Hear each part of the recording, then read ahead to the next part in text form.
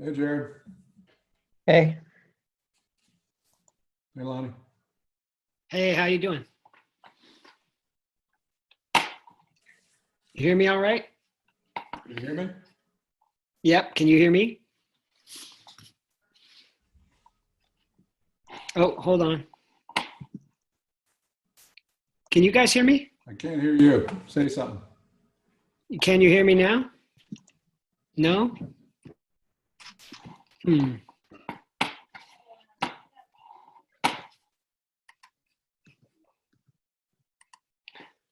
I can hear you now. Oh, you can. Okay. Yeah, good. Jared? yep. Oh, good. All right. So how'd you guys do this week? Actually, it was a lot of fun. The video was very helpful. Oh, good. Yeah, I just watched along and then it made everything very clear. Yeah, it was great. Good. Good, good. Yeah, I thought it was interesting getting into the different textures where you can manipulate the specifics of how it lays on the surface. Uh-huh. I thought it was interesting to play with. Yeah, you can really do a lot with just a few textures, changing their colors and widening the, stripes and siding and stuff like that. Right. Yeah, there was this Yeah. one thing that you can kind of warp the like the lit lines of different paneling, and Yeah. it almost kind of creates like a psychedelic effect on the surface. It was pretty interesting. Nice. Yeah, there's a lot of stuff in there, and styles are the same kind of way where you can spend a lot of time in there if you care to. Just don't make the mistake that designers make and make it impossible to build. Like you draw a pretty picture, but it's impossible to build. Right. Yeah. Well, that's where you guys doing your own design work comes in handy. Yeah, that's right. Yeah. I think I finally have figured out the part of, like opening the group in order to manipulate the surface or to add the trim on. I spent a lot of time trying to add trim onto a closed group or open the group and explode the group. And, like all of that, Right. took a long time to figure out what specifically you're supposed to be doing in which part of the geometry that you're trying to work with. Right. So, And there's no right answer. I mean, sometimes it's easier to work, to add something like that inside. I just find that it's generally a lot safer to, to add trim or something like that as its own group. right. You can just Right. control it a lot better, turn it off when you don't need it and stuff like that. Adding the textures on, though, it really, you want to explode it so that you're doing individual faces and making sure the alignment of the pattern is the right way for each Yeah. face. Yeah, the texture's weird in that, if you fill an entire group to a material, you can't modify its texture. So you got to do it Right. face by face, Yeah. which Yeah. is a bit of a pain. But how's it going, Forrest? Hey, not too bad. Good, good. A little under the weather, but Yep. I'm not that bad. All right. Well, hang in there. How's everybody else? Doing good. Yeah, Yeah. we've been house sitting my son's German Shepherd. Yeah. And she just developed some issue. She's paralyzed in her back quarters now. Oh no. Oh, That's bad. yeah, it's been a real ordeal. We have to take her out and manually manipulate her bladder to make her pee. And Oh, God. It's been a nightmare. Is this an old dog? No, she's 6 or 7 years old. Mm. It just kind of came on all of a sudden, and yeah, I don't know. She's on some steroids, so there's some hope she'll get over it, but I'm not 100% sure she will. So, Bummer. yeah, and she's a Pet ownership. yeah, and she's a big dog too. She's like 75, 80 pounds. Oh, my gosh. It's all I can do to lift her up and move her around. Yeah. How's it going, Kevin? Good, How'd you do this week? good. It was good. I liked it. It was my favorite one so far, the cabin. Oh, good. Excellent. Peter, you on? Yeah, can you hear me? Yep, sure can. Oh, good, good. Yep. Okay. Well, it's 5. John said he couldn't make it. Peter, Jared, Lonnie, Kevin, Forrest. Well, I guess we'll get started, and if somebody else gets on, we'll add them in. So,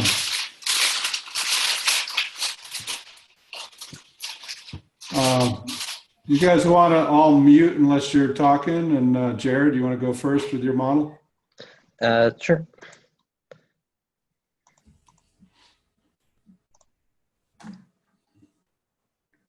Where is it? Nope, that's the wrong one.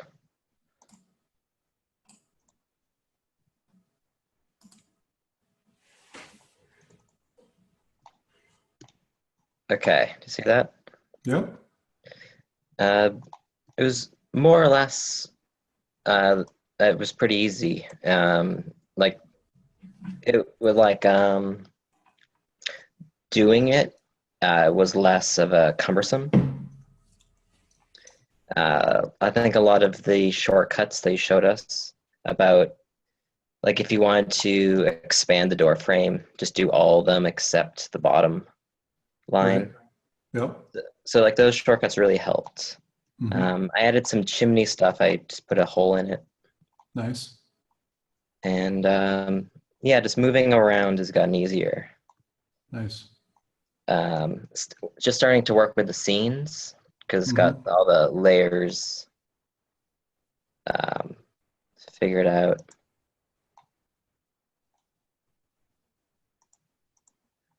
But with the scenes, is there like a general scene that you're looking for?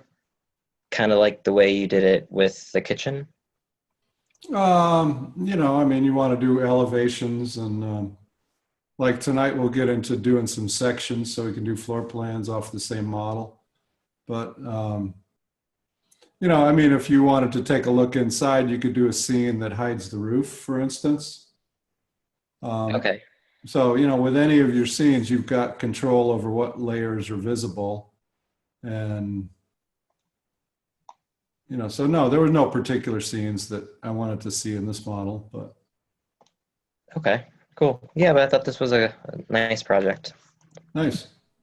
Looks really clean. Looks like you got all the trim and all the materials. Yeah, I kind of cheated. I just copied your windows and doors from the other model and just dragged them over. Yeah, that's fine. That's fine. I did notice inside, it looks like you colored all the walls at once so that the inside is the siding Yeah. as well. It was kind of an accident, and I was trying to fix it by going into, you said that this white square is the default, but it doesn't change it. Yeah. Well, what you want to do is close the group up. Okay. And then, you know, just single click on the group or just use the paint bucket on the group.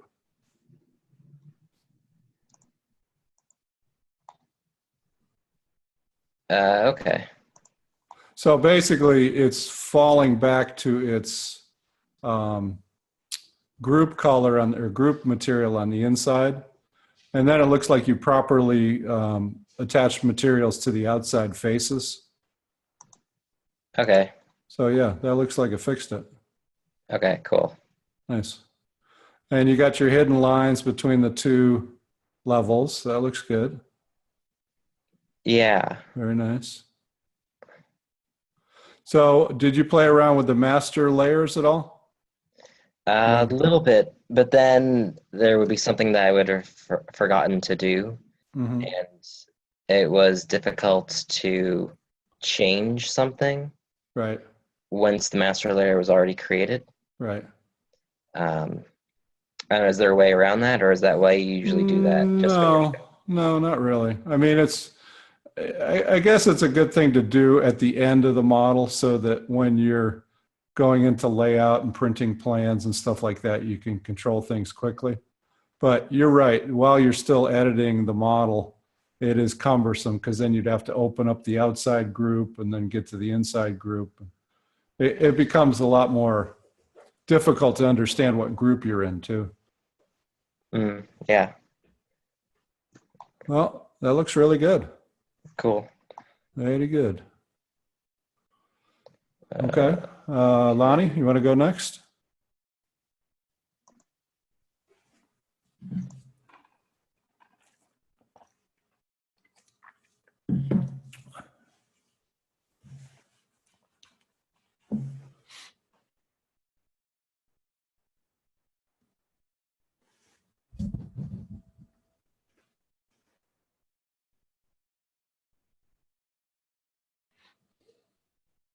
Is that visible for everybody? Can you see where my model is? I just see your orbit tool in a white screen. Huh. Okay. Hold on. Rest. Let's try that again.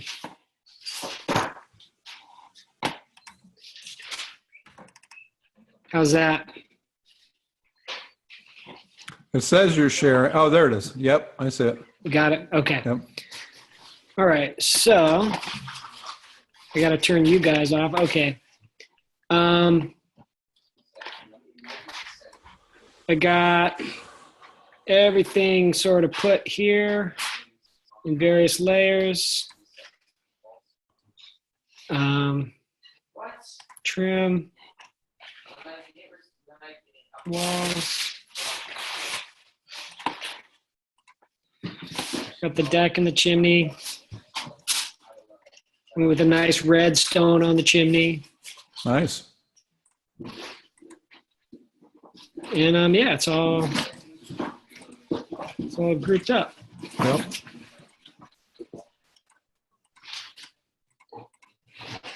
And then you got the hidden lines there. Yep. Good. That's pretty much it. It Yep. was a fun project. Looks good. Cool. So yeah, I mean, one of the things like when you're going in, turning layer by layer on and off, it's a nice way of checking to see if you've made some errors too. A lot of times you'll Yeah, never. I did. Right. I did try and get into the master layer thing with the windows, but I kind of lost where the second story window was. You know, like I had doors, windows, and second story windows, Yep. and I kind of lost it in the layer system, and then I was like, all right, well, I'll figure that out later. Yep. Not gonna worry about it. So. Okay. Yeah, if you spend some more time on it tonight, that'd be great. Okay. Will do. That looks very Cool. good. Yeah. Nice job. Thanks. Okay, Peter, you're up next. Daddy. Peter, are you there? No? Yes, can you hear me now? Oh, okay. Yep. All right. Let's see where.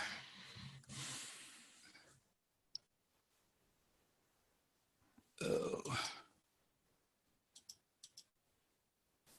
So I almost got finished by my lights. This is about the most advanced I've managed so far.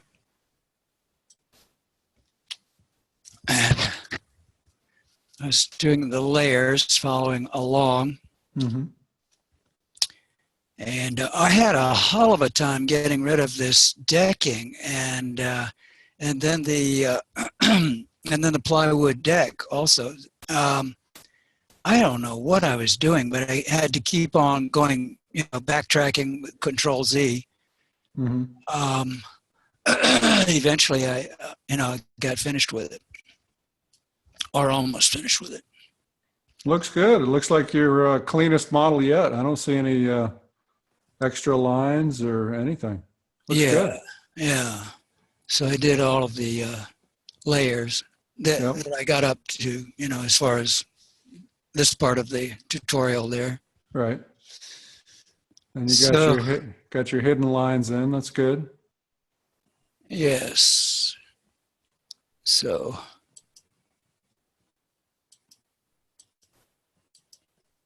Nice.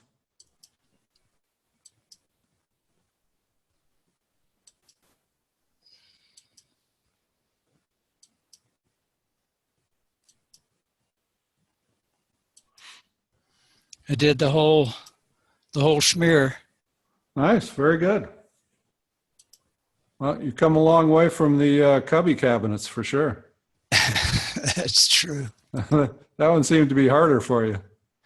I don't know how I got into these tussles, but for the longest time I was thinking it was this setup on this computer, this particular computer. But Yep. Well, it's it just. took me a while for you to persuade me Mhm. that it was not the computer. I've been there too, blaming SketchUp on stuff that was my fault. Yeah, Yep. That looks really nice. Nice work. Good. Very good. Thank you. Let's see, Forest.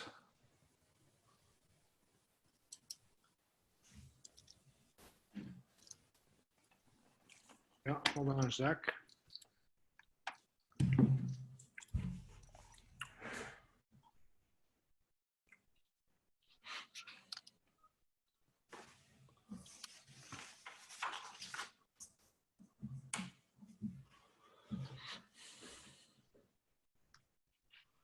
There she is. I had fun with this one too. I think I got it all right. Nice. Yeah, I haven't quite mastered the master layers yet. Mhm. And the last thing I was working on was getting some of my scenes figured out. Oh, nice. I assume this wall had to be the north wall. Yep, absolutely. Well, yeah. That looks good. So yeah, I didn't really encounter any trouble. The one thing I had a question on was I made some extra layers, and how do I get rid of ones that I don't want? That little I tried minus. just clicking on, like That- yeah, I Yeah. tried that, I thought, but see, I made Yeah. exterior decks. Okay, so go to exterior decks if that's the one you want to get rid of. Oh, okay. Yeah, right there would do it. You should do it. Yep. It doesn't work though. Oh, yeah, it's not working because you set it to the default. See the little radio button is there? Yeah. Okay. Put the radio button on layer 0 There you and go. now click on the right side. Yeah, now you should be able to delete it. Okay. Cool.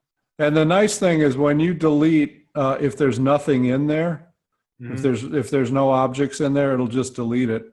If there's objects in there, it'll come up with a warning and it'll say, what do you want to do with this? Do you want to move them to layer 0 or do you want to move them to whatever you have as the current layer?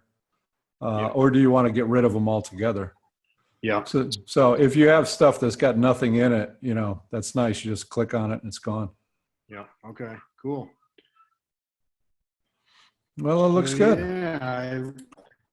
I think I got the master layer thing figured out. Hiding level 2 there, Oh, nice. hiding level 1.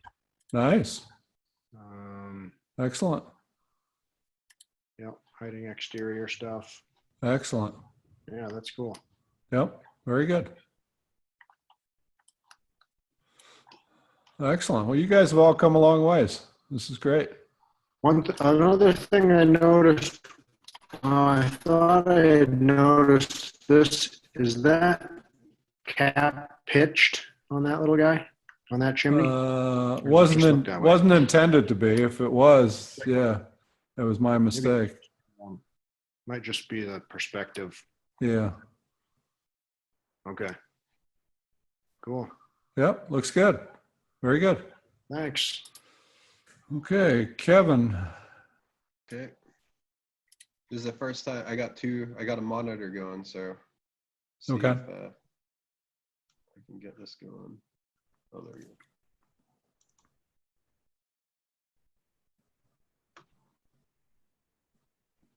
Can you guys see that? Yep.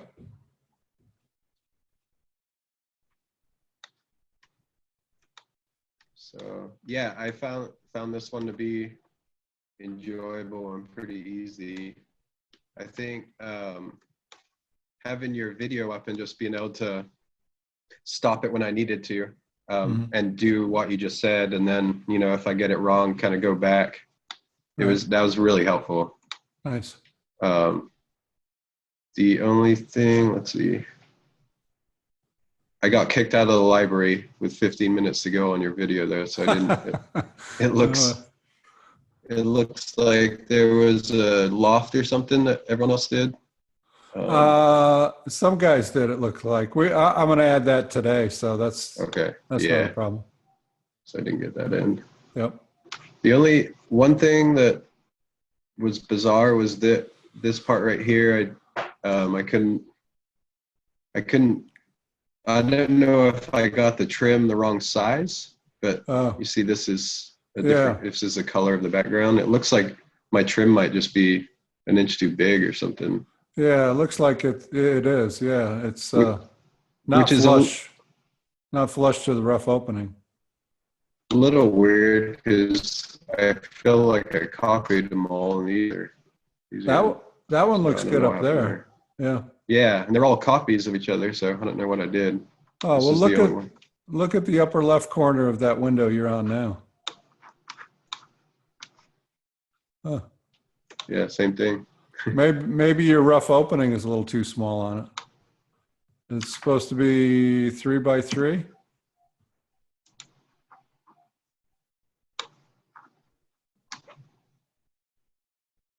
Three feet. Huh. Yeah, that's weird. What's the width? What's the width of your trim?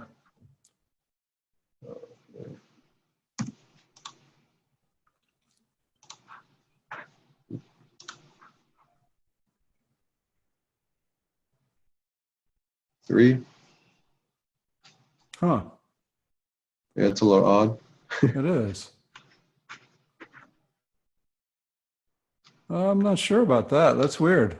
I don't know if you want to send me, attach that to an email, attach the model. I can take a look at it. Okay. And it's right up. Is it just the color of the siding that is showing through on the jam sort of plane? Oh, maybe. Yeah, that could be it.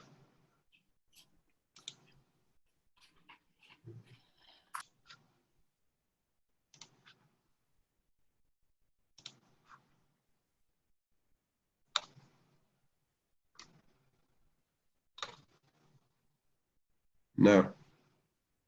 Hmm. Yeah, it's weird. 3 Yep. feet.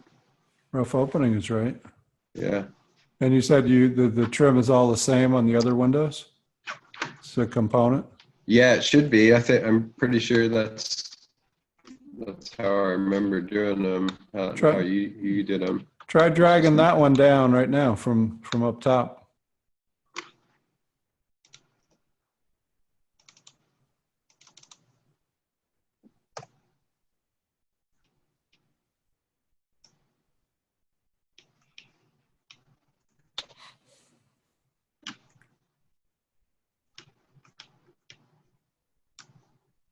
Oh, I grabbed the trim, huh? That trim looks fine there. Maybe it must have just been the trim.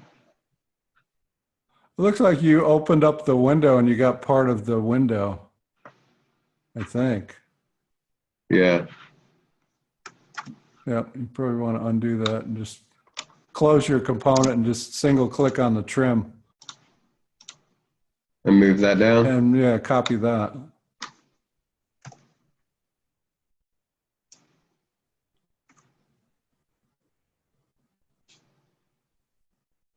I guess I got the...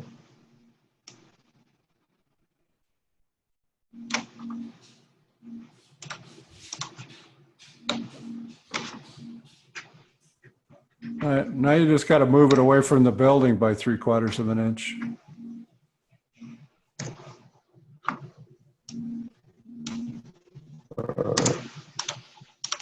Is that it? Did I grab it? I think you got, so yeah, just click on it right now. On the edge of it. Right here. Yep. Now you're getting the whole wall. Weird. Yeah, just undo a couple levels, and you had it flush with the outside at one point.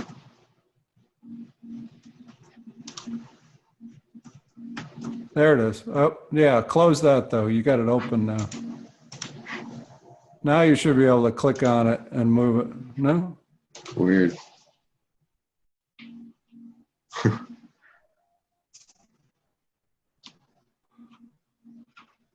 Well, if you want, send me a copy of your model and I'll take a Look look at that. at it and see what Okay. was going on with it.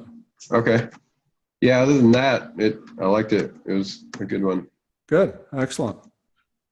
Okay. All right. So did everybody get a chance to share their model? I think everybody did. All right. So Kevin, if you give up the screen, I'll share mine. That's weird. Seeing the Zoom screen, back to the Zoom one. See where it says stop share in red on the top of your model? Oh yeah, okay, got it. Cool. Okay, let's see, share screen, desktop one. Okay, is everybody seeing my screen? Yes? Yes, got it. Okay, Yeah, okay. So what I did here is, this is the finished model that I've just got up here for measuring stuff.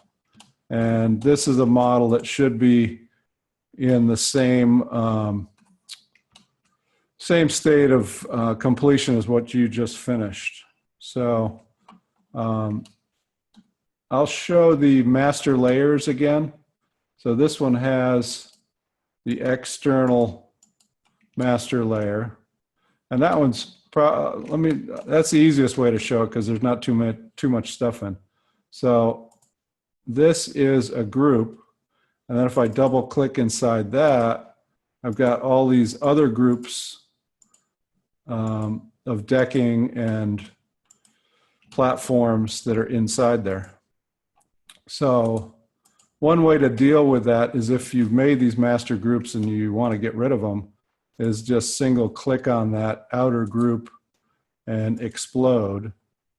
And now I no longer have control in this side. You're seeing it over here, but in this side of the model, I have no master group there. So I'll get rid of all of these. So this is my level 1 master group. I'll right click on that and explode. And same with level 2. Explode that. And now I can get at these individual groups. So if you're editing the model, I think you guys have figured out it's much easier to do that with just a single layer of groups instead of all these nested layers. Okay, so I'm going to turn off my roof, and first thing I'll start working on the walls on level 1. So I'm going to turn off. See, in this case, it would have been nice to have that master group. I could have clicked on it and hidden all of this without having to turn all these individual parts off, but not a big deal. So I'm going to start by making some guidelines. I've got a bathroom that is 6'10" in this dimension and 7'7" in this dimension. And then I've got 4-inch walls. So I'm going to click on the guideline and move parallel to it, type in 4. Same thing over here, click on this guideline, move parallel, type in 4. And now I can go R for rectangle and, oh, huh, that's interesting. Looks like my floor is messed up. Let me zoom out here.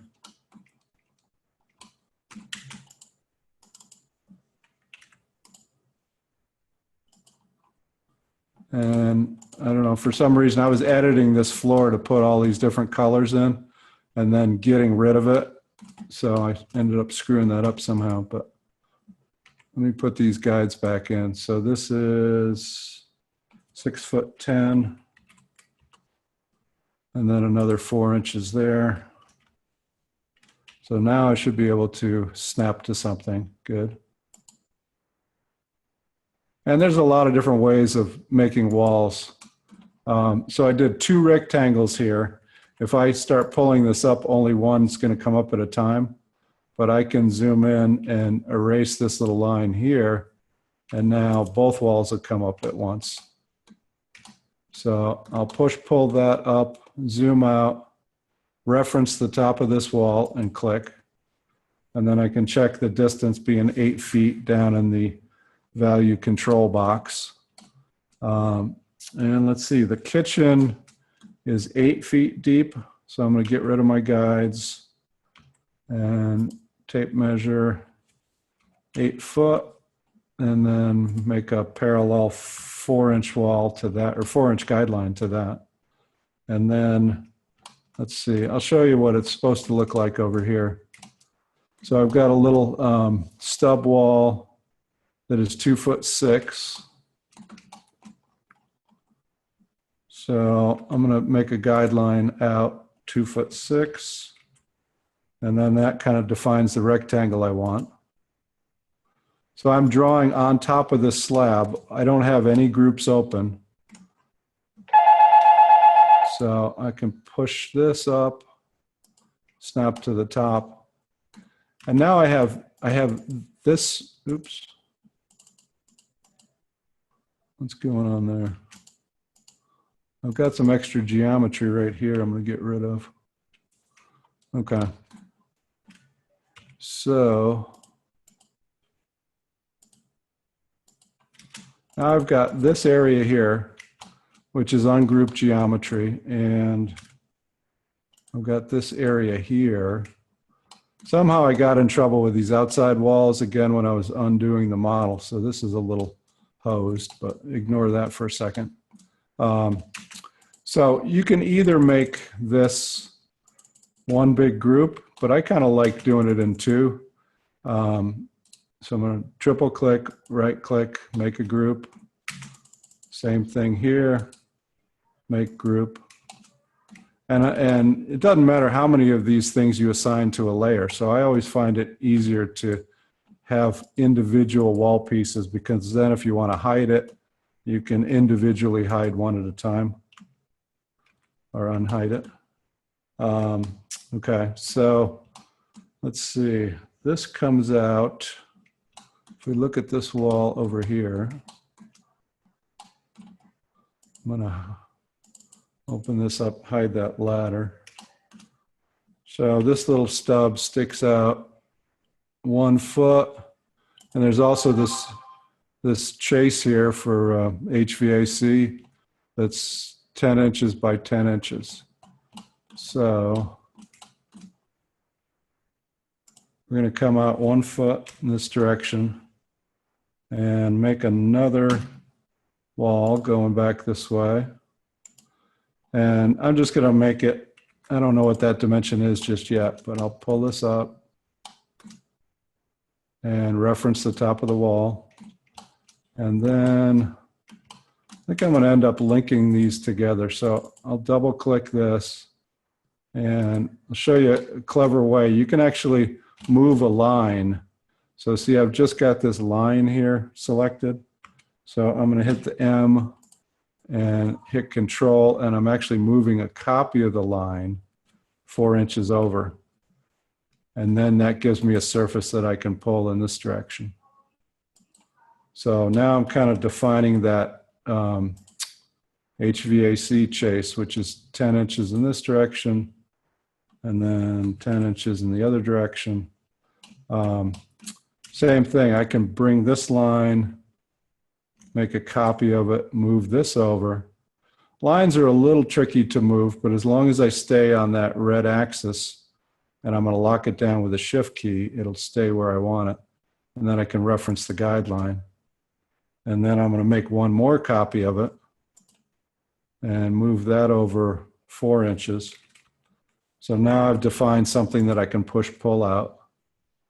And I might as well go to this side right here. And then same thing. I mean, here's another way of doing the same thing that I've been doing. I could come with a guideline 4 inches and put that in and then make a line right on top of that. If that makes more sense for you, that's fine. And I'm going to move this over.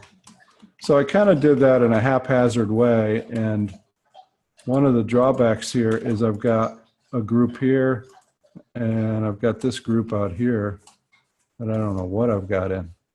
So I'm going to explode this group. I must have had some of this open at the same time. And I'm going to explode this group.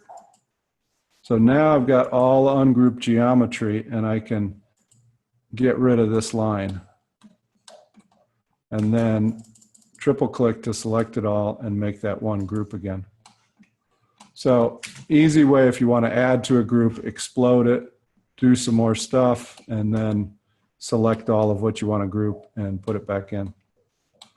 Okay, so cutting this door opening, this is 4 inches off the wall. And it's going to be a 2'6" door. So I'm typing in 2'6". And then I'll come up from the floor, type in 6'8", enter. And now I can get the rectangle tool and make my outline of the rough opening and then push pull, push that back and reference this edge on the wall, and then that hole is cut. So I think those are basically all the walls.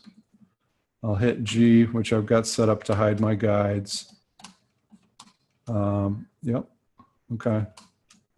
So now let's do that second floor. Well, while we're here, let's go ahead and assign these to a layer.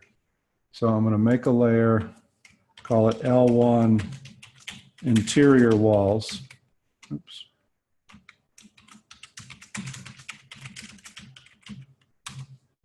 And then I can click, shift click, and go up to the entity info and assign that to L1 interior walls, and then toggle that layer off just to make sure I've got it right. Okay, so let's turn on the L2 walls and we will make, so again, nothing is open here, so I'm just drawing on top of existing components or groups. So I'll start in this corner and move to this corner here and then push pull this up 11 inches and then triple click, select that all, right click and make that a group, and I'll make a new layer called L2 floor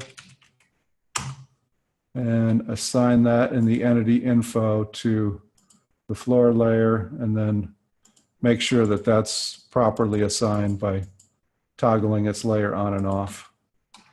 Okay, so if we go over to this model, I'm gonna unhide, let's see, edit, unhide all.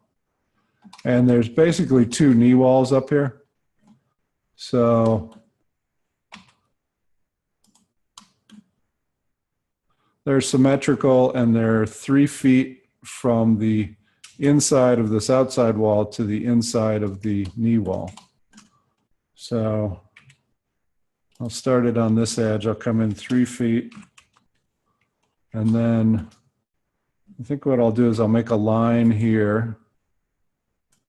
So I want a 4-inch wall, so I can get my tape measure tool. Now, you see how that line is dark?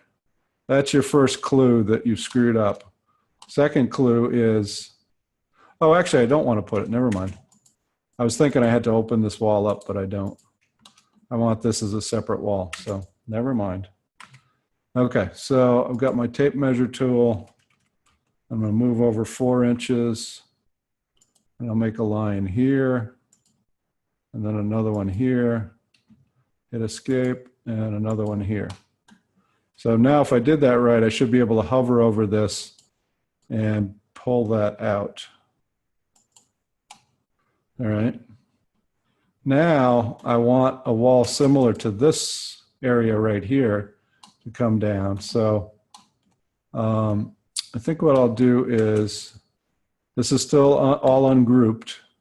So I can click on this individual line and hit M for move, Control for copy, make a copy of it and move it 4 inches over. And then I'll be able to push this out or pull it out. And I'm going to reference this edge on the outside wall. So now I've got too much material here, but I've got the pitch of the roof defined. So I could use my tape measure tool right here on that and just pull something that's parallel to it and actually reference this point.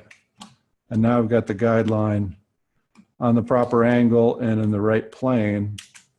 And now I can draw a real line.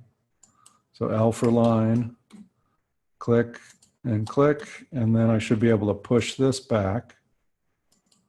And then I've got this extra piece right here. So now if I orbit around, it looks like that's all good. So in this case, because I have identical knee wall on the other side, I'm going to triple click on this and make this a component. And then make a copy of it. So M for move, Control for copy. And actually I'm going to start, I hit escape there. I'm going to start it right here. So I tap the Control key again to get in copy mode. And I'm going to click right there. So now this will be in place when I flip it. And I know I want to flip along the red axis because I moved along the red axis. So I'll right click, flip along components red, and now I'm already in place and the knee wall is done. So, so some other stuff going on up here. I did some fancy window trim. But first let's paint this wall. So again, I don't want to paint, let me find something that's the right color, or approximately. Let's say it's this goldenrod. So if I click right here, the entire wall group is going to fill, which is not what I want. I just want this wall in between the knee walls to fill. So I'm going to do a Control Z. And now you'll see if I open this up and I hide rest of model, you'll see why I've got no way to fill it. Even if I select this entire wall, I'm filling too much. I don't want to paint inside these knee wall areas. So I'll undo that. So with the other geometry showing, I can do a line here, right on top of that intersection, and another line here. And if I hide rest of model, you'll see what happened. I still don't have something that's filled. I can't select this area, but if I put this line here, I will be able to. And if I hide rest of model again, you see that I could have simply done that line at this point. And now if I did something wrong, so let's see. Okay, so I undid this line. So I'll put that back in. So now if I show rest of model, you'll see that just the area that I want to paint is highlighted. And I'll grab some paint and paint that.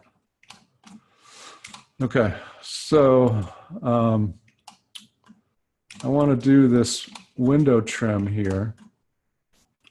I'll put my level 2 window back in.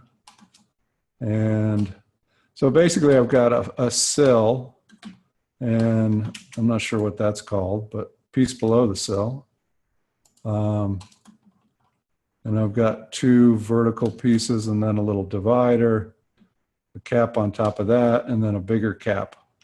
So just to show you that it's pretty easy to do something like this, I'm I'm not going to go back and forth and try to get the dimensions. I'll just do something that is quick and pretty close to those dimensions. So I guess what I would do is I would start with a rectangle right here. And now, you know what? I'm going to do 2 guidelines. So I'm double clicking on the edges of the window. Then I do a rectangle in between. I want this as 3, let's call this 1-inch material. And so my rectangle is too big. It's a lot of times easier just to pull it out and then push it back up to my guideline. So now it's 1 inch thick, and then let's just go some extra distance here and here, not knowing exactly what that is yet. And I'll triple click and I'll make this a group because there's only going to be 1 windowsill. And I'll tell you what, let's see how deep this is. So let's go out 3 inches. So I didn't venture out beyond here because it's harder to align the guideline. I'm just going to go out here. I've established the direction. So I'm along the green plane. So I'll type in 3. And then I'm assured that that guideline is where I want it to be. And I'll snap to that. Okay. So now I've got, if I put another guideline here, I can use this top guideline, the window edge, a second guideline here that I'll put in at 3.5, and the bottom of the windowsill to define a rectangle. And just come up here, pull this out 3/4 of an inch. And now I'll make this, I'll triple click and make this a component because I'm going to put a copy of it on the other side. And, you know, if we make any changes to this, they'll both get changed at once. So put this piece right here. And now we can go back to the sill and pull the sill, actually push it back with this vertical style or whatever you want to call it. And then I'll pull it out 1 inch. So I didn't really dimension this when I started. All I know is that I'm going to align to my style and then pull it out 1 inch beyond. And now I can do another 3/4 inch piece below here. And I'm going to use a guideline on top. Well, first off, let me close that group. I'm going to do a guideline on the inside of this trim here, and another one on the inside of the trim there, and another one 3.5 inches down. So now I've got guides to do a rectangle here and then pull this out. Now I could type in 3/4 or I could just reference this edge. And now very quickly I've got that piece 3/4 of an inch. You know what, I'm going to hide this level 2. No, I can't do that. Let me zoom extents. So it gets a little tricky here. I think these are getting in the way of my viewing. So let's set a layer here, L2 knee walls. And then we can assign both of these knee walls to that layer, L2 knee walls, and then turn it off. So now we won't get lost in the middle of that wall so much. Okay, so I also defined another piece. Let's call it 1 inch above this trim.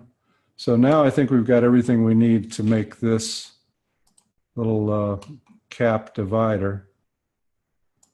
And we'll pull that out right up to the 3/4 inch position and then come out another 1/4 of an inch. So I basically did 2 pulls there. I did one, reference this edge, and then did another 1/4 inch farther. And now I'll just pull this out, say 1 inch, and come to the other side and pull that out 1 inch. and press enter. And then this top piece, I'm going to get a guideline, get it on that inside edge of the piece we just finished. Type in 3.5. And now we've got guides for this top cap on the trim. And I can pull that out and reference this 3/4 inch piece. And okay, so here I've screwed up. I did not group this piece separately. So I'm just going to undo real quickly. Triple click, group this, and then redo this rectangle real fast. So click and pull it out and reference this edge. Do you find that it's way better to just undo than try to fix it by grouping them? Yeah, 6 to 1, half a dozen to the other. Let's see if I redo where I was. Okay, so I was here, and so I guess I'm not undoing to where I was. Let me explode this. So now it's acting like where I was. So yeah, to fix this, if I want this piece separately, I can't triple click on it because I'm getting all this stuff up here. So I'm not sure how I would do that without getting rid of this. I could push this in, but then I've got to get rid of this extra geometry. So I think, I don't know, unless you have a way of doing it, I would just... I'm curious because in the past, if I've messed up, I would try to fix it before undoing, but it seems like you undo quickly because you can just redo it even quicker. Right. Yeah, I wish you could undo some things and then redo some things you've done after that. But unfortunately, SketchUp doesn't do that. So anyway, this is now grouped, and then I'll redo this header piece and pull that out, reference another piece there, and then triple click, make that a group, and then just to do things a little bit differently, I'm going to make a copy of this piece. And so I would want to start right here with my point, hit the control key, move this up. Now I'm aligned. And then since it's a group, I don't have to make it unique. It already is. So I'll pull this out. Oops. It's aligned here. So I'll come out a little bit farther, say another 1/2 inch. And align this, and then come out another 1/2 inch. And maybe even come out a 1/4 inch strong here. Maybe even a 1/4 inch up here. So just whatever your preference is. And then, oops.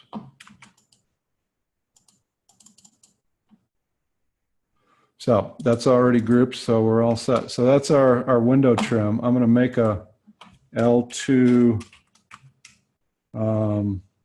interior trim.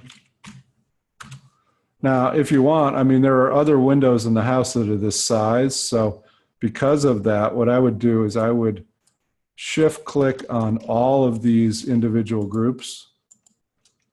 Oh, and I can see I forgot to group this one. So I'll triple click on that. And since this guy's a group, now I can triple click safely on that and select it all. So, okay. So I'm back inside the wall. Now, an easy way to select this is turn off my level 2 walls and turn off my level 2 window. And now all I've got is that trim sitting there. Now I can get my select tool, lasso the whole thing, right click, make it a group, and then I can turn the window and walls back on. So the layers allow you to turn stuff off for selection as well. Okay, so if we turn the knee walls back on, that's pretty much all the detail I did up here. I think I did a hardwood floor. Yeah, I did. Okay, so same thing here. If it looks like we have an area to select the hardwood floor. But if I double click on this group and hide rest of model, you see I really don't have that.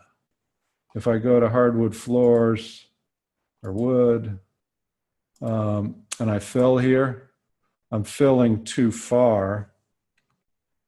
You know, say I don't want to put hardwood floors inside the knee wall closets. So I've got to make this a selectable area, and it's not. It's also selecting the floor inside the knee wall. So with this group open, and you can see it's open because it's got dots around it, I'm going to get my line tool. I'm going to make a line here and make another line here.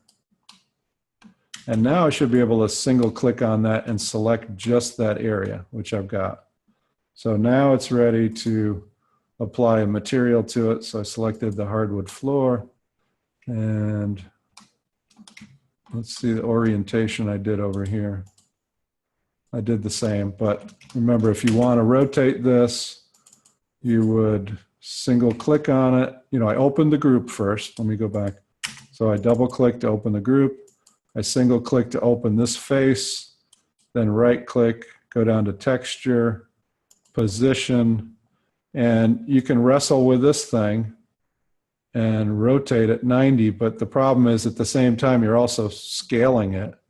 So I generally, if I'm just going to rotate, I generally just go to texture, position, right click again on top of that, go to rotate 90, and then you'd have the flooring in the direction you want it. Okay, so next thing is to make this ladder and the railings here. So this will be a nice multiply and division array refresher. So I'm going to start with a rectangle on the slab. Hit R for rect, and I'll make a 2x6, and that's the wrong way, so I'm going to type in 6,2 and get my push-pull and pull that up. Temporarily, I'll just pull it up here. It does go higher, but I don't know how high that is yet, so I can just make it right here. So I'm going to make this a component, so I triple clicked on it, make component. And now, since each instance of a component can have its own material, I'm going to go ahead and affix material to it now. So I'll use this wood bamboo.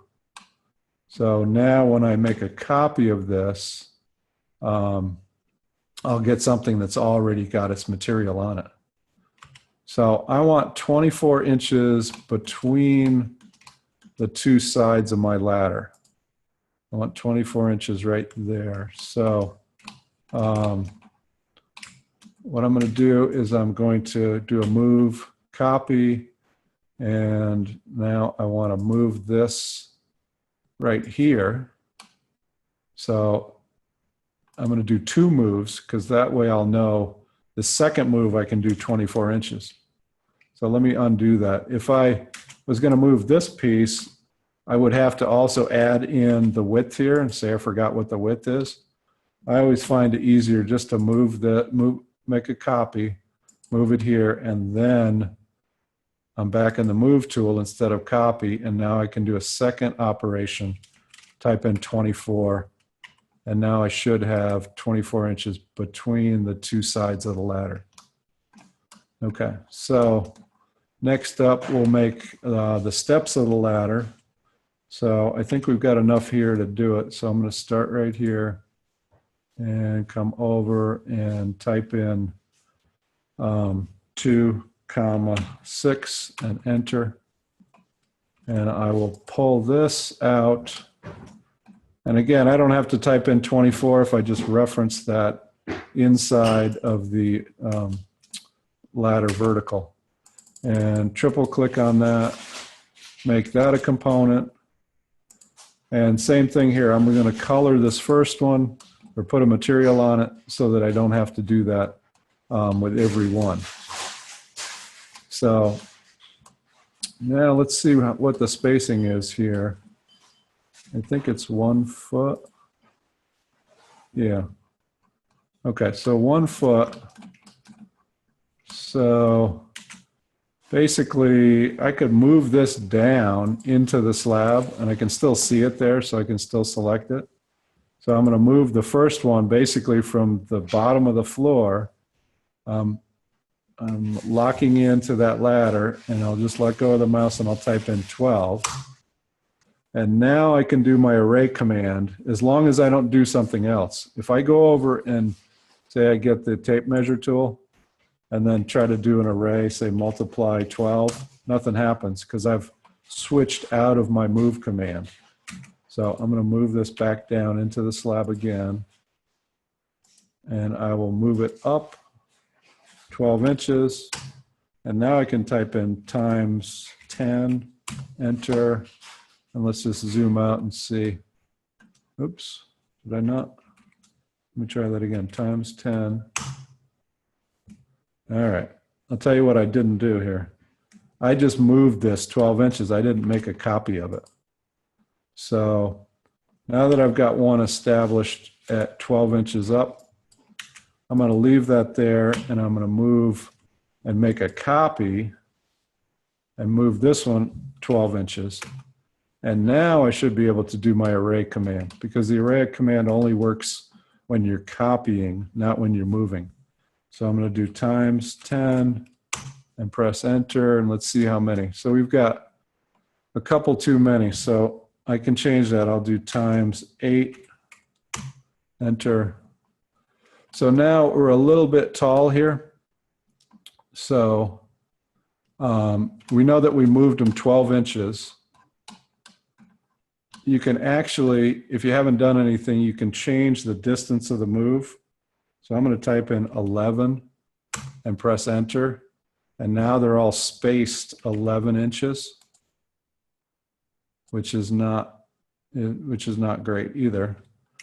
So I think what I'm going to do is undo that. And we could try this another method. We can say, okay, we want one on the very top. And this time we'll end up doing a divide command. So we want one on the very top, and we're going to put one all the way down into the slab. And now I'll divide by 8. And now they're all evenly spaced. And let's see what the spacing is. So the spacing is 13 3/8 inches, but at least they're all evenly spaced. So in this case, we started doing multiply. It didn't quite work out and ended up doing divide. So to see that again, we have one ladder step right here, flush with the top of the floor. I'm going to do a move, copy, move that down, right flush and into the floor. So we're going to have to delete this later on. And now we can use a divide command, divide by 8, and now they're all evenly spaced. And I'll come down here and delete this last one. Okay, so that's the ladder, and then we have 2 rail sections. So I'm going to do a guideline here so I can use it on both sides. So I'll type in 6 and enter and make a rectangle. Actually, I have nothing to align to, so I'm just going to go ahead and make it too big and pull it up 2 inches. And now I can use push-pull, and I can push this back here, or I can push it right here. I think I want to do it there. And then I will triple click. This one I'm going to make a group because it looks like this ladder is off center. Okay, and I'm going to go ahead and fill it. And now, since this is a group, when I copy this to the other side, I can edit this without changing the one that we just made. So there's another one there. Okay. But now I kind of realized, well, you know what? I actually want the top and bottom railing are identical. So if you want to go back and make this a group, I mean a component, it is a group already. So if I right click on it, you know it's a group because A, it says edit group here instead of edit component. And second reason is I can select a make component item in the menu. So I'll go ahead and make both of these components. And then if we end up changing it, top and bottom would change at the same time. So let's say you know you want to be 36 inches up here. One way would be to do a guideline, 36 up from the floor, and then single click, move, copy, and I'm starting right here on the top because I know I want to deliver it to the top of the rail to this guideline. Now on this side, there's no need to make another guideline because we can actually reference this top rail. So I single click, move, control for copy. I go up along the knee wall. And now I'm going to hold down the shift key, which is going to lock me into this blue axis. And now I can move my pointer all the way over here and reference the top here.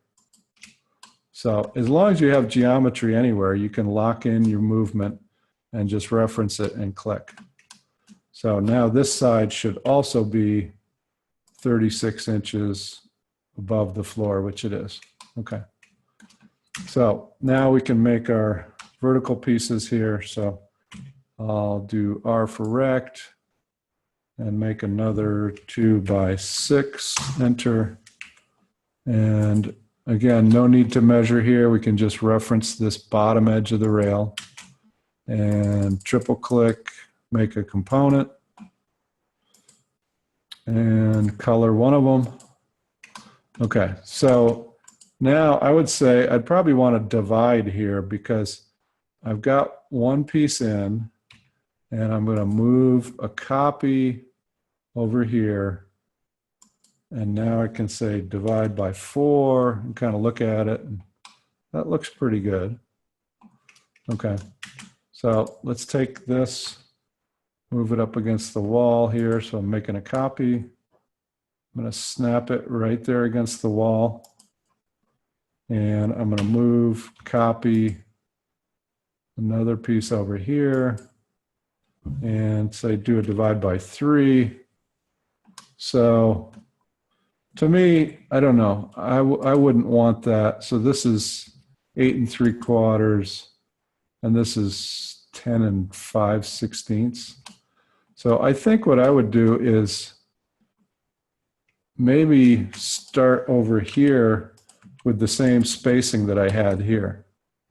So let me measure that again. So from edge to edge, I've got 10 3/4. So let's see if we do a multiply.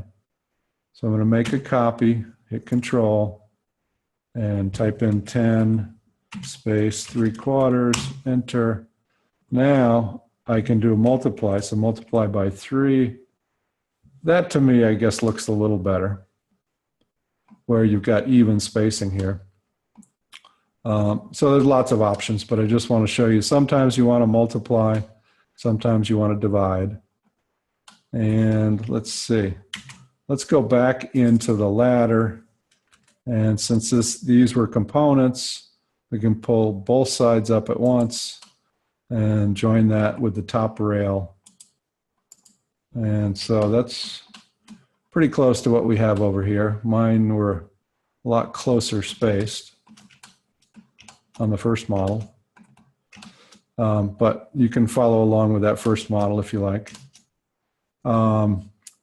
Okay, so now I think what I would do is make a group out of this ladder, because I may want to move this ladder left or right so that I can get better spacing between my vertical pieces on my railing. So I'm going to shift click on all of these pieces. Oops. Make sure they all have a blue outline, and then right click on any one of them and make a group. And then I can hide this. So I'm using H for hide, and I'll do the same here. shift clicking on all these. I'll make this a group. And let's try a different method of selection here. If we hide the level 2 walls and the knee walls, then we should be able to select these guys with our selection tool. But you might have to, in this case, I'm working a little bit harder. I should have just shift clicked on it, but I want to show you an alternative method. So here I'm moving from right to left with the select tool, and then anything that I partially intersect is going to get selected. So you always want to zoom out and take a look and make sure you didn't select too much. But it looks like I've got it, and I can right click, make that a group. And then I'll turn some of this, some of the hidden layers back on. So level 2 walls. Let's see, what else did I have? Knee walls. And let's see. Okay. So now I want to make a layer for this. And actually, I think what I'll do is I'll put in level 1, I will put the ladder. So I'm going to make a new layer, L1, ladder. Oops. L1, ladder. And I'll make another layer and call that L2, railings. Okay, so I'm going to put this group. Now this is interesting. I ended up selecting this guideline as part of this group. You can see that goes blue when I click on the railing. So what I'm going to do is explode so that everything is still selected, my railing and my guideline. And then I'm going to hit erase, erase this guideline. Oops, that was not the way to do it. I lost my selection. What I should have done is I should have shift selected on that guideline to get rid of it. So anyway, I'll go back and shift select all these guys. And right click on any one of them, make it a group. And then we've got 2 things now. I'm going to shift click. So I've got both of the railings selected. And we'll go to level 2 railings and assign those. I'll turn that off just to make sure we did it right. And I'll go to L1 ladder. Oh, what did I do with my ladder? Hopefully I hit it. Oh, good. Okay, so I'll single click on ladder and I'll assign that to L1 ladder and turn its visibility on and off. So now when we're looking at level 1, this ladder will appear. When we're looking at level 2, the railings will appear. So that's pretty much all the work on level 2. One thing here that we did on the outside of the building is this is an object or a group. This is another group. This is another group. So they have this dividing line between them. But what we want is a continuous painting surface here. So we're in the same situation we were in when we hid lines on the outside of the building. So I'm going to double click on this knee wall and then single click on this bottom line and assign that to the XX hidden layer, which I've already got turned off. And you'll see, it's kind of tough to see, but it did happen on the other side because it's a component. So I'll close. But the line is still there because the line exists in the top of the floor.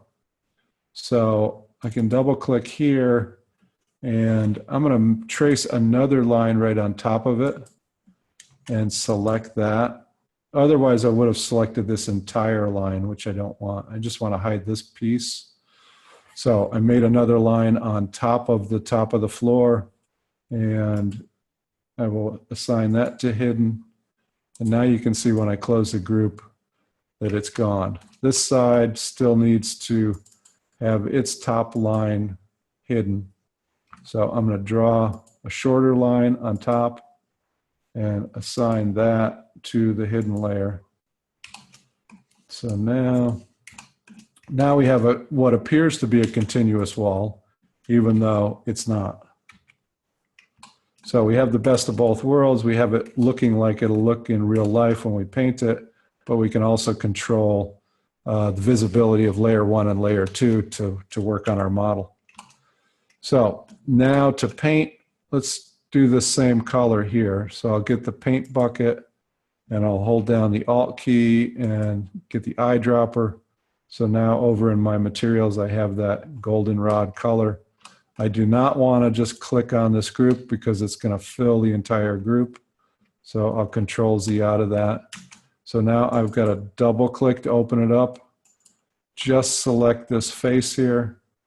I'm going to click on my material and you can see that both sides filled because they're a component. Okay, so now I'm going to close that component and I'm going to go down here, oops, inside my wall. So I'm going to color these faces in here. So I opened up this floor. I can select what I want to paint and I'll fill that in. So now I have a nice highlighted upper wall. Okay, so that looks good. Let's hide all of our level 2 stuff and start working on level 1. So I'm going to hide the railings. I'm going to hide the floor. And I'll hide the 2 knee walls. And we can even hide the outer walls. Let's see, L2 walls. And hide the interior trim and the trim, which is just the exterior, that's already hidden. So it looks like I did not assign this to a proper layer. So I made a group out of all this trim, but I didn't set its layer. So I'll go back in and select L2 interior trim, and now it hid. And just want to show you, I'll back up a second, why I made that trim a group, because now I can simply make a copy of it. So M for move, Control for copy. And since these windows are all the same size, I can come down here and put that, plunk that right in. And same over here. So I'll copy another one. Now in this case, we've got some stuff sticking out of this window trim. So I want to flip this so that it's sticking back in the room. And I want to flip it along this green axis. So it's going to reverse itself. So I've got the whole group selected. So I will flip along green. And now the parts that are pulled out are in the proper orientation. And I'll move this back inside the building and then grab a corner. And right there, we've got our window trim. So very quickly, we trimmed out 3 windows. Oops. Now, when you start working on the interior of something, one of the handiest buttons is this one right here, which is previous. It's basically an undo for your camera view. So if you end up getting in the middle of the wall, there's really only 2 things you can do. Well, 3. You can try to navigate outside of it, which is sometimes tough. You can do a zoom extents, which is going to zoom you out so you see everything in your entire model, but it's kind of disorienting. Or what I like to do is if I get lost in a wall, I'm going to hit my previous camera view until it's back to something that I can manage. So just in review, we made this trim by individual groups and then grouped it all together and then made copies to move it around. And we can actually assign it to different layers now too. So we can eventually have a layer 1 interior trim and control it that way. So let's see, did this one ever get assigned? So no, I'm still on layer 0 with this trim. So I'm going to move that to level 2 interior trim, which is turned off. And this should be my level 2 window. So I'm going to turn that off as well. Okay, so now we can work on downstairs. So I'm going to get rid of this ladder, which is kind of in the way. So let's see, I'll turn off L1 ladder. And then basically what I detailed here was the kitchen. So let's talk a little bit. See, now I'm in a wall again. So I'm going to zoom out until I get where I want. Let's talk a little bit about positioning inside the model here. This little guy is called position camera. So you can put him on a floor and then draw a line the way you want to look. And if you look down in the value control box, it now says eye height. So I'm going to type in 6 foot and enter. So now my eye height is 6 feet.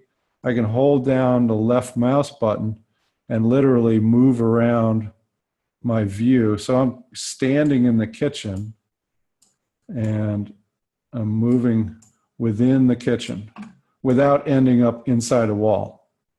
So let's do that out here. So I'm going to get my little man here. I'm going to stand at this front door. I'm going to hold down the left mouse button and I'm going to draw a line in the direction that I want to view things. And the eye height came in at 0. So I want to type in 6 feet. So I'm now standing in the front door looking towards the kitchen. Another thing you can do to kind of control your surroundings in the interior is to click on the zoom tool, and then you can type in a field of view, which is generally 35 degrees. So if I do this at, say, 70 degrees, it's like a wide angle lens. So you can see much more of the interior. And then if I grab this eye, I can kind of turn around. So you can see that it's much easier to control using these tools than it is to simply orbit. So if I go back and just kind of try to orbit around here, it's kind of tough to get where you want. You end up being inside a wall generally. So I like to use that position tool and then not have to end up in a wall like that. Okay. And then anytime you want to change your field of view back, you can just click on this zoom tool and change it there. So if you're going to be doing a lot of work, for instance, inside this kitchen, you might want to set a scene so that you've got your camera positioned exactly where you want it. And then if you get out of position, you can easily just go back to your scene. So let me undo that. So let's save this position inside the kitchen. So to do that, I'm going to go to my scenes window, and I'll just type in a new scene and call it kitchen working. So now if I'm positioned somewhere else in the model and I want to work on that kitchen again, I can just go to my scene tab, click on kitchen working, and I'm right where I want to be. So that comes in very handy. See, I'm in the wall again, so I can just click on my scene tab and it'll position me back there. So very useful when you start working inside the model. And otherwise you're just going to end up in walls like this and get frustrated. So let's take a quick look at what we've got for a kitchen model here. So I'm going to open this up. Actually, I'm going to explode that. Just going to start hiding some of this geometry so that we can see the kitchen. Okay. So we've got some quick and dirty things here. I've got a refrigerator. This is not as detailed a kitchen as we did before, but just to be able to give it a little bit of realism. So 2.6 by 6 feet, and 2-4 deep. So 2-4 deep. So we'll do 2'4" with a guideline and 2'6" with another guideline. Make a rectangle on top of the guidelines and then pull it up and type in 6 feet. And oops, I'm going to do my undo camera view. And so now I'll triple click, make it a group, double click to open it back up again. And I'm just going to put a guideline here somewhere that looks good with kind of like a side-by-side refrigerator freezer. I'm going to type in 14 inches and then make a little divider here. And we can do that push-pull trick. So if I do push-pull, tap the control key, push it back, say 2 inches. And same thing over here. I've still got the plus symbol next to the push-pull, which means I'm making a copy as I push-pull it.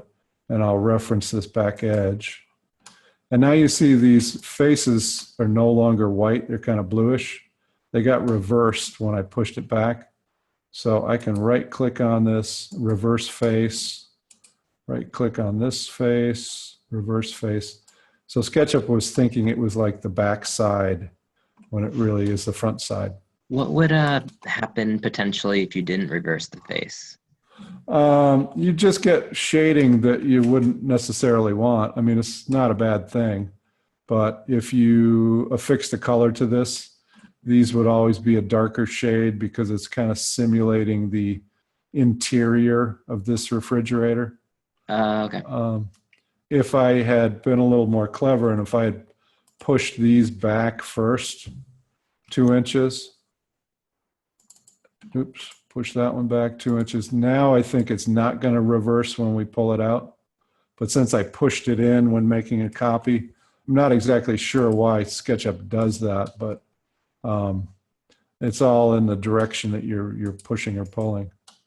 So yeah, good question, but I don't really have an answer for you. But if you see that, you can just right click on a face and reverse it. Okay, so we've got the fridge. Let's go back over here to the other model. And let's do the base cabinets. I'm just going to do this as all one big block. So 5, 6. So Okay. Ben, one second. Sure. The reverse face made a big difference when we were doing the offset tool and pushing the face of the cabinet in. Yep. It affects the push-pull tool Okay. if you have the face facing the wrong direction. So Okay. that's one reason to do it. Okay. Good point. So you're saying If you were this to out, if you were to do an offset an offset. Okay. rectangle and then try and push it or pull it, it can switch around. Screw it up. Yeah, somehow. Yeah. Okay. Yeah, it looks like it's going back to well. Yeah, I get what you're saying. It made a difference anyway when I was doing it. Yep. Okay. All right. So let's see. What are my dimensions again? So we're going to fill all the way from this wall over to the fridge. And let's say we go up 36 inches.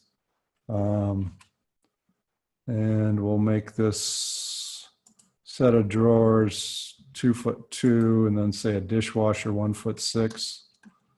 So I'll make a guideline 2'2", and then another one 1'6". And then let's see, this is probably what, 24 deep? Okay, so I'm just going to kind of cheat and make this one cabinet and pull this up to 35 inches, and then we'll put a countertop on it. We'll pull this up 4 inches, so we've got a guide for this line.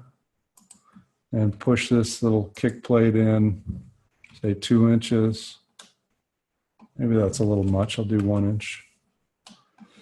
Okay, so now I can snap this guideline and reference the one I've got on the floor. Clicking here, I'm holding down Shift to keep it in the green axis. Clicking on this one. So this was a dishwasher and this was a set of drawers. So I think what I'm going to do here is draw a line. The reason I'm drawing a line on top of this line is I just want to select this portion right here. So now I've got a line that's the entire width of this rectangle. I can draw a line right on top of it. And you can see I could select now this side or this side. So I'm not adding any extra lines. I'm just kind of dividing that original line up into 2 pieces by drawing on top of it. So now if I want evenly spaced drawers, I'm going to use that same trick that we did several times in the cubbies where you, oops, I did not make a copy. And you definitely want to make a copy or you're going to get all sorts of weird geometry. So I'm going to click on the control key and I'm going to move this down right on top of that line. But now that's going to allow me to do a divide by 4. And now I've got 4 evenly spaced drawers. And now I'll do a vertical line here. So quick and dirty drawers. Okay, so now let's triple click on that, make that a group.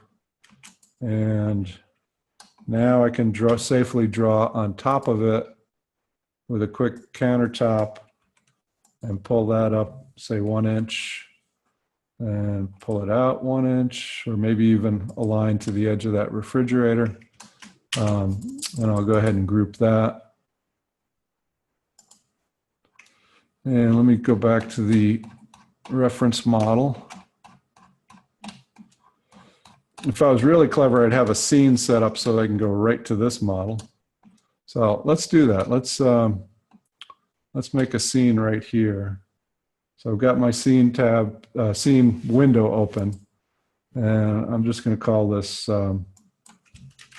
ref model, enter, and then this, let's see where working is. Oh, my working tab is not exactly what I want, so I'm going to make it what I want. So, you know, what I do with my working tab is always change the layers that are, that make sense at a particular time. So I want to turn off all of this level 2 stuff.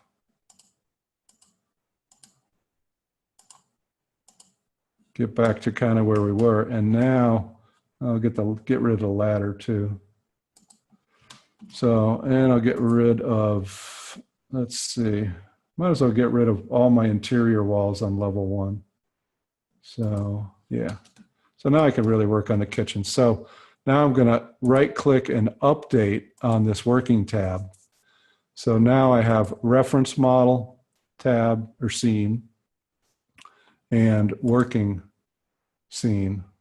So that can make your life a lot easier. So we were back over here, just try and see what else is on here. There's like a little induction cooktop. Let's say that's 1'4" by 1'10", and it's, doesn't really matter here, but let's say 5 inches over, 1'4", 1'10". So click on my working tab,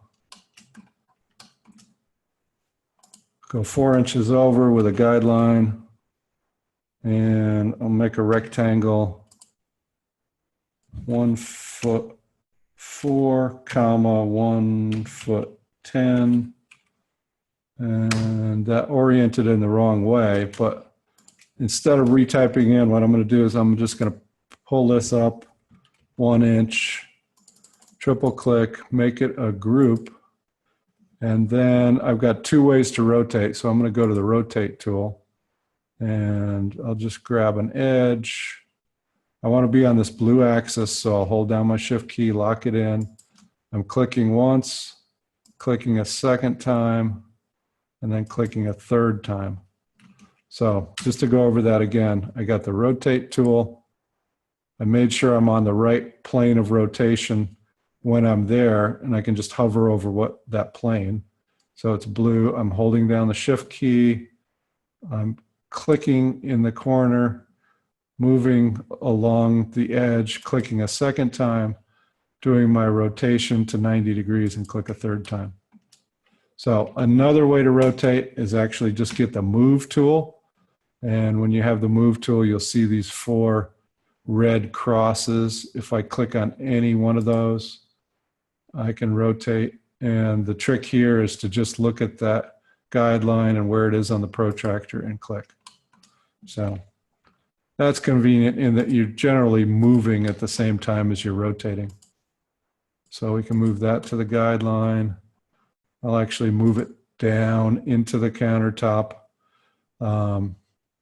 Actually, it's kind of difficult. Say I wanted it exactly there and I wanted to move it 1 inch down into the countertop.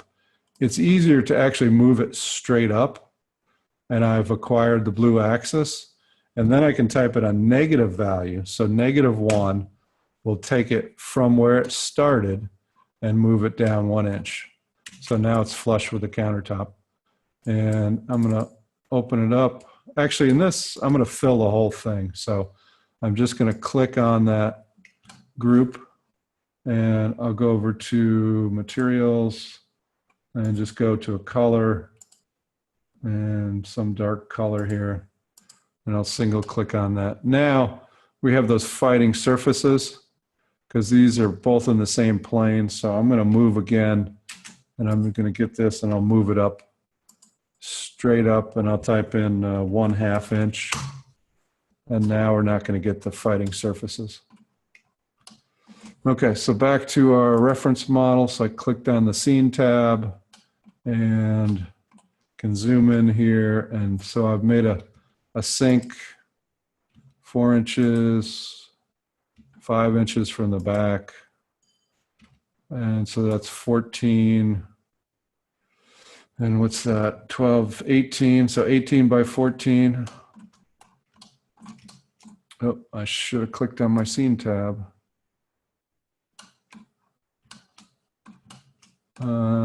Let's see. So I'm just going to come in 4 inches from both. And double click to open this up. Make a rectangle 18, 14, enter. And I will push this down and reference the bottom there. And now I want this sink to go in farther, so I'm going to kind of cheat. I'm going to go down into my cabinet, double click on that, and now I've got a place to guide my rectangle with the opening that I made in the countertop. And then I can kind of push that down, say another 11 inches, and I've got my sink cut out. So that's going to be a problem when we color this, but we can get around that. So let's do that next. I've got my entire countertop selected. So in this case, I want to fill all of that. So I'll go to stone and get this brushed khaki. So let's say that this is like a soapstone sink and I want the inner parts of this sink to be filled. I actually cheated and made it part of the cabinet, but I don't think you'll be able to tell. So I'll double click, I'll open up the cabinet, but now I want to color just these 5 surfaces in the cabinet. So I shift clicked on all of them. I'll go get my material and I can click on one of them and they'll all fill. So if you're really particular about this, you could go in and you could hide those lines and then you wouldn't see that seam. Or you could actually push, make this countertop, probably a better way, make the countertop all one piece, including the sink. But actually a sink would probably be glued up like this anyway, so I don't think the line is too bad. Okay, so we lost a little bit of detail here. I thought we had a line over here. So I'm going to make a line, go over, say, 14 inches. Let's make that 18 inches. Kind of looks like dishwasher proportions. And I'll make another line here. Now, oh, there's the intersection. So I'm caught in the floor here. So in this case, I'm going to try to navigate around it. So if something's in your way, another nice thing about layers versus hiding is I can go right over here, even though my cabinet is open for editing. And if I get stuck in the floor, I can go over to level 1 slab and turn it off. And I'm still working on this cabinet. So that's nice. So I'll go back to my reference model. And then just do these 2 lower cabinets here and put this other piece of soapstone out in front of the sink. Then I think I want to show you how to do this door, and then we'll get into any stuff you guys want to review, because this is our last class. So let me put this piece on and a couple more cabinet doors. So I'm just going to come up kind of arbitrarily here, type in 2 feet, and this is still open. So I can come here, and now I want to acquire the center. So I don't even have to get a guideline here. I'm just moving along this line, and I'm getting the midpoint on that line, and then I can go straight down. So I clicked off of it. I'm going to hide my guides and undo the view. And that's, oh, I was going to put another piece of soapstone right here. So I'll kind of wing this, but we'll center this. Pull it out, say 1 inch, triple click, right click, make group, fill it, and then I'm going to align the center of this piece to this point right here. So I'll get my move tool. I'll just kind of hover over where I think the center should be, which I don't seem to be getting. Oh, there it is. Okay, so now I'm going to move along the green axis, hold down my shift key, and now I can come down here and reference this point. And if we zoom out a little bit, you can see that that's centered under the cabinet or over the cabinet. Okay, so there's some more cabinets. There's upper level cabinets, but let's skip ahead to doing the door. So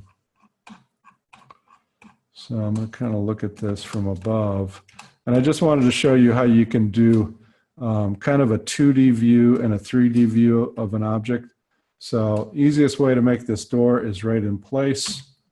So I'm going to make it right inside the rough opening.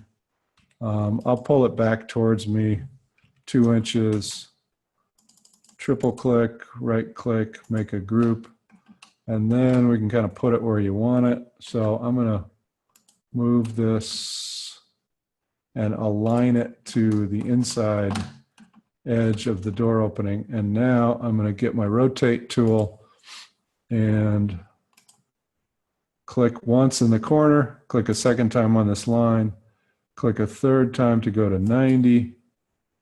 And then I realize I really want to align the door to the inside of the rough opening. So to do a door swing for a 2D view, let's first go to a top view here, and I'll go to camera, parallel projection. And what I want is a door swing, but I don't want that door swing always displaying. So easiest way to draw that is with this pie tool. And I'm going to put the pie tool right here in the corner of the door, go out to the length of the door, and then swing it back. And now it's actually filled this area in. So I'm going to click there and delete it. So now I just have the swing, and I think I have this line here as well. Let's see what else we've got. So I'm going to make a rectangle right here. Okay, I'm going to delete that. And this I'm going to color in black. And you'll see in a second why I'm doing that. So colors, go down to black, fill this in black. And now, so what I want to do is I want to double click there, right click and make that a group. Okay, so I've got a group here and I've got another group here with a door. What I'm going to do is get those into the same group. So there's a couple ways of doing that. One way is to select this group, and I'm going to cut it. So I'm going to do an edit, cut, double click to open up this group, and now I'm going to do an edit, paste, and I can position it where I want it, but instead I'll do edit, paste in place, which is going to put it right where it was, which is great. But now I want to move it straight down to the floor. So now I have that door swing there. Now, one other step I want to do is, let me close this first.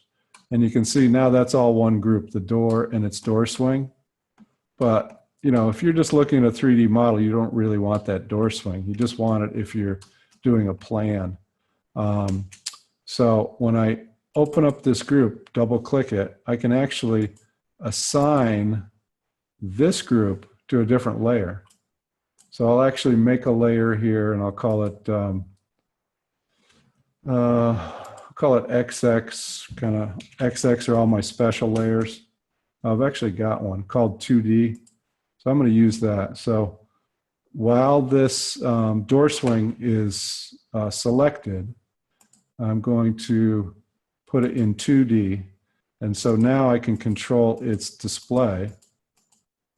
So if we were looking from above, we can get that door swing to display. But if we're looking, let's say in our kitchen working, oops, where is it? And we don't specifically want that door swing to happen, we can turn that layer off because we've controlled it. Let me see if I can get in there. And I'm going to set my height to 6 feet. And now I'm going to look straight down. Oops. A little cramped inside here. But you can see that door swing is now not displaying. So the fact that we can control that through this layer is nice because you want it in plans and you don't want it if you're just looking in 3D. So the cool thing is it's actually part of this door, and I've just made a 3D representation and put parts of that, an inner group inside that group in a 2D layer. So you could do the same with toilets and sinks and all sorts of stuff. You could draw it manually in 2D and then hide or show it as you go. So enough babbling from me. What do you guys want? Is there anything that you're struggling with or you want to review? I'll leave it open to you. I guess my first question is, on your exterior walls, you're missing that top line or face. Yep. How do you fix that? Great question. Great question. So you're referring to right here, which, yeah, I actually am missing that. So I guess the first thing is I would double click and open this up. And then it's called healing the surface. So sometimes you can just draw a single line right over the top of this edge and everything will heal. Sometimes it won't. And I'm not really sure how I lost this, but so I'm going to draw 4 lines around the outside of this and see if it'll heal. which it didn't. So let me try 4 lines on the inside. Now that filled in this inside area, but we can get rid of that later. So here's a 3rd one and a 4th one, and that didn't work either. So I'm going to undo all of that and make sure I'm still open here. Now I'll try a rectangle. So I'm going to do a rectangle around the entire thing. Why did that not fill in? No, I'm really not sure what's going on there. Let me make sure I don't have a section. This is one thing I didn't cover, but it looks like, no, that's not there. You can actually use this section tool and actually cut through an object. So, you know, for doing plans and sections and stuff like that. But I'm getting off of your question. Where was the section tool? I put it up here on my toolbar. So if you go to View, Toolbars, are you in Windows? If you're in Windows, go View, Toolbars, and then Section. And then that little section window will pop up. And there's 2 things in there. There's a section plane and a section cut. And the section cut, let's see which one is which. I always confuse the 2. So that's a section plane. So in order to move that, you hit the move tool and you go out on this blue area, and then you can move it up or down and control where that section cut will be, and then click. And then this other button is going to control whether the section is active or not. So you can make the section active, and then you can also get rid of that section plane, you know, once you're done dealing with it. And then generally you would get a view from the top and turn your camera into parallel projection. And this is when that things like that door swing come in handy. And that, you know, you want to do a plan, you can see that door swing by controlling that 2D layer. So, but to get back to your original question, I'm not sure what's going on there. I guess oh, you know what I'm going to do? I'm going to turn on my hidden line. Oh, okay. You know what had happened there? I had made both the inside and outside lines hidden because of the fact that, like if I do the second level walls, where is it? L2 walls. So I didn't want that hidden line there. So I had, I do have a hidden line there.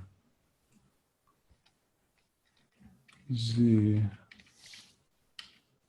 Okay, so if I turn on that hidden layer, I had both the inside lines and outside lines hidden. And I'm not sure why, but SketchUp acted as if it wasn't a filled in rectangle and you're seeing right through the wall. But if you turn on both the hidden ones, you can see it actually is filled. So that's a first for me. I'd never run into that before. So it looks like it's just an artifact of both the inside and outside sets being hidden. And as long as they're visible, you've got closed in geometry.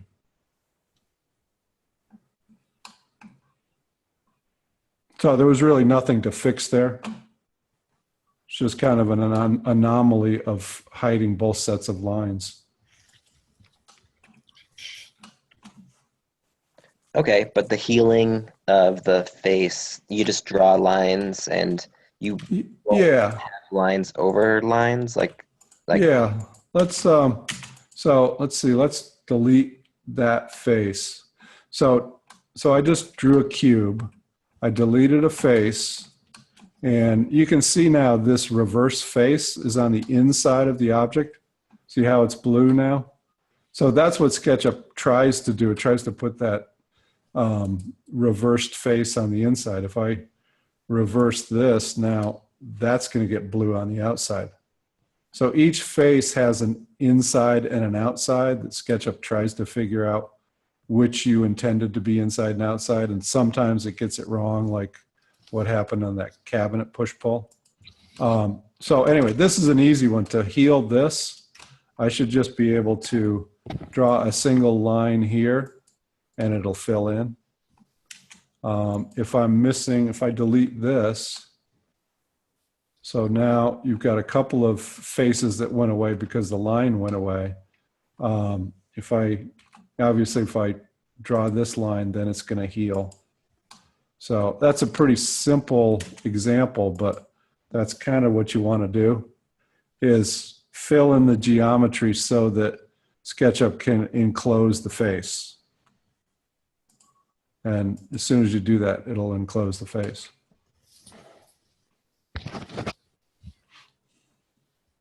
That makes sense? Yeah, thank you. Okay. Hey, Ben? Yeah. Why does the, in certain views, why does that bathroom door seem to be sitting on the surface of the wall rather than fitting into the doorway from the other side? Yeah, when you close it, it didn't seem to be fitting inside the doorway. I think I started drawing it like as a rectangle on top of the rough opening, and then I pulled it out. Let me rotate this back. I think it's just basically where I put it initially.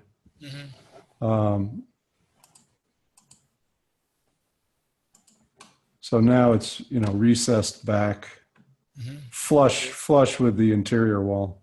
Yeah. So you can control where that goes by just kind of moving it back and forth inside the rough opening. And you could draw jams around it and, get real fancy with it if you like.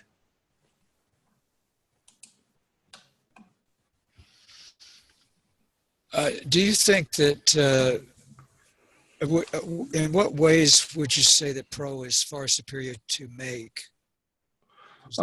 As far as what you see in SketchUp, it's almost identical, but the big difference is this program called Layout.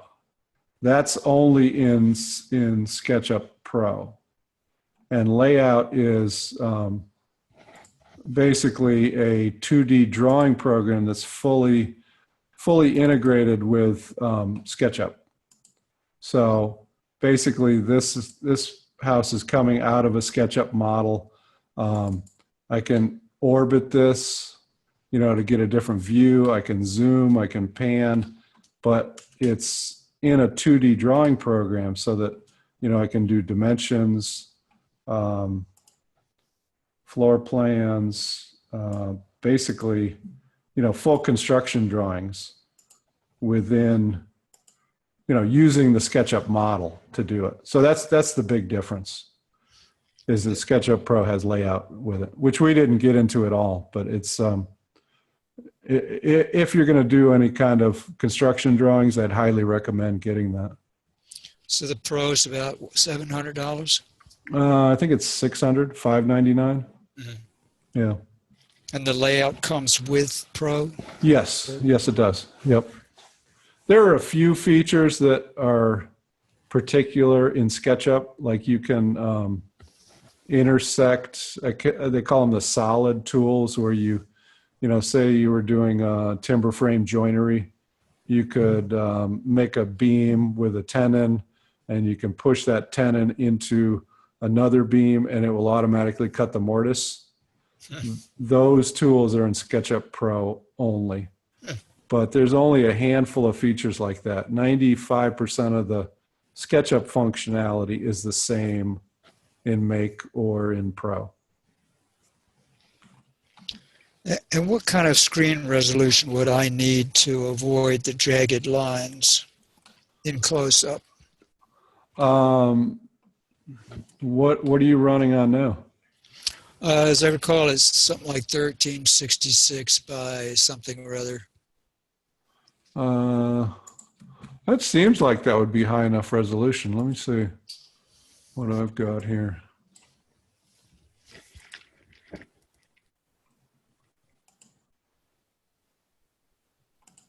You're at 13. Yeah, I've got 1360 by 768. Let's see. It's either that one or 1366 by 768. Did I do it on the wrong monitor? Let's see.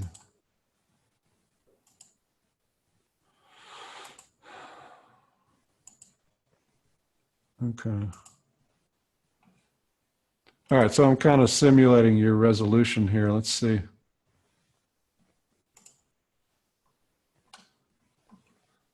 I mean, it's a little bit jagged. Yeah. Not extremely bad. Oh, on mine, for some reason, it's worse. Is it? Huh. Well, I mean, we didn't get into styles, but there are styles that you can edit all sorts of stuff. So let's see if I can find something. Sketchy edges. So you can get these jagged looking edges. Mm-hmm. And you can play around with this. There's like tons of different styles. So some of them are a little more straight line and some of them are a little more fuzzy.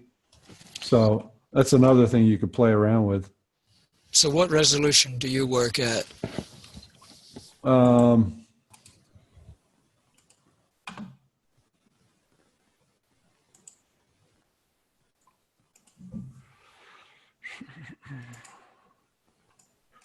This monitor is 1920 by 1080.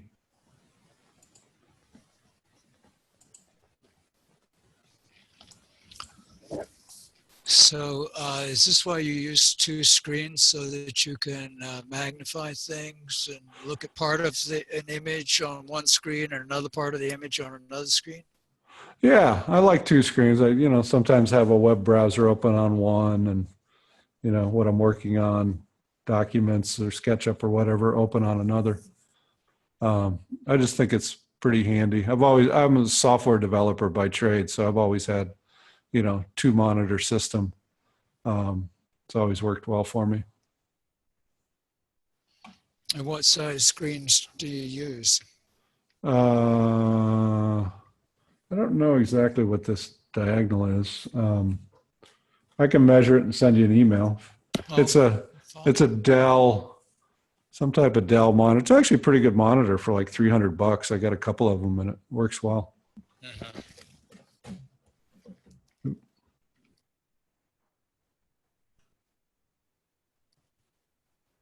Oops. Oh, how about showing more of your house? Can you do that? Not really, I guess. Oh, you can. Yep. I mean, it's basically two timber frames, this being one of them, and this is a king post truss. I don't know if you can see it. It's kind of got an arched bottom chord. Mm-hmm. So that bottom beam started as like a 8 by 17, and I cut like a 4-inch bottom cut and top cut in it. So it's got a little kind of a subtle arch to it. And then there's, I don't know if you can see it, there's splines. I don't know if you can see that cherry spline where the ridge beam comes into the king post. Yeah, I can see. Yeah, the light's kind of in the way there, but yeah. So yeah. I've got it in SketchUp. If you want a model, I'll send it to you. Oh, wow. Yeah. It would be fun to be able to look at it. Yeah. Yeah, SketchUp's great for timber framing. I mean, it's perfect. It's all, rectangles and pushes and pulls and comes together pretty easily. Did you do the manual labor as well? A good part of it, yeah. My son helped me, and I had a kid who was an intern at Hartwood help me, and actually, itinerant timber framer helped for part of it too. Oh, okay. So we had 3 or 4 guys at any one time. And then you set your insulated walls on the outside of your posts and beams? Yeah, they're SIP panels, structural insulated panels. So they're prefabbed. They're 2 sheets of OSB and foam in the middle, and they're screwed to the timber frame. So that's pretty typical timber frame construction, SIP panel. What kind of foam for this particular SIP panel? The walls are polyurethane, and the ceiling is XPS, blue board. Yeah, I just wanted an R60 ceiling, and they wouldn't do that in polyurethane, so we had to do XPS. Which required much more thickness. Yeah, it's actually a 12-inch thick, ceiling panel. Yep. Hey, Ben, I got to put my kids to bed, but I want to thank you for your expertise and excellent teaching. Oh, thank you. I appreciate it. Yeah. Appreciate the feedback. Yeah. Well, I'm glad you guys all seem to have got it. So it's great. It's very, very satisfying when everybody gets it and advances quickly. Well, I'm sure I'll be bugging you or looking at those videos for many months to come. So anyway, Yeah, thanks. sure. Yeah, and Appreciate I'm going to make sure that she keeps them online. Cool. Because it's kind of it was a private page on YouTube, so I don't know why she wouldn't keep them online for the class. All right. Yeah. Great. Thanks All a right. lot. Sure. Yeah. Have a good night. All right. Take care. And we're going to be able to make it work, and this is going to be a masterpiece. Hey, Ben. Yep. I saw on Yestermorrow's schedule that there are other SketchUp classes. Yeah. There's another one starting on Tuesday, which is basically an architectural process. Hold on a second. Hey, Peter. And then she went and looked at his webpage, and she said to me, Hey, Peter. You there? Oh, me, Peter? Yeah. Can you mute? Can you mute for a second? Oh, yeah. But it's not me though. Oh, it's I not. don't know where the voice is coming from. Oh, okay. Sorry.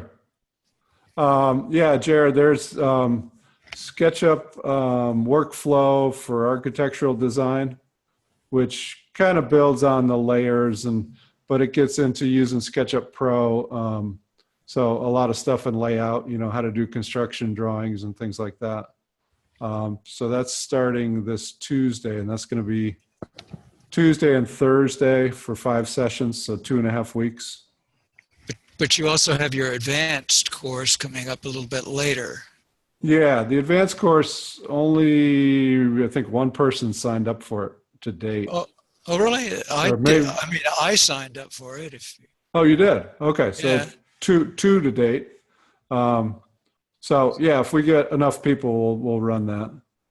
Evidently, advanced is less advanced than the one that's coming up soon. Is it true? The one that's coming up soon is for architects mostly? Yeah. I think there's 4 people signed up in there. 3 of them are architects and one's kind of a design builder. So, in any of these classes, I'm fine, just kind of customizing it to what the majority of the class wants to do. How many people will you require, how many students for the advanced? Well, it's not my choice. It's Yestermorrow's. I'm not sure if they're going to do 4, minimum of 4 for that, which is what they did for the architecture class. So probably 4. So that's still got some time. So that may run if we can get a couple more people. Okay. Yes, quite a lot of information. Yep. Well, good. Well, I'm glad you guys got a lot out of it. Yeah, thank you for your time and your teaching. Sure. My pleasure. Yeah, thanks a lot, Ben. All right, you're welcome. All right, well, good luck with things. If you run into a jam, let me know. Thank you. All right. Okay. Great, thanks. Okay. All right, talk to you guys soon.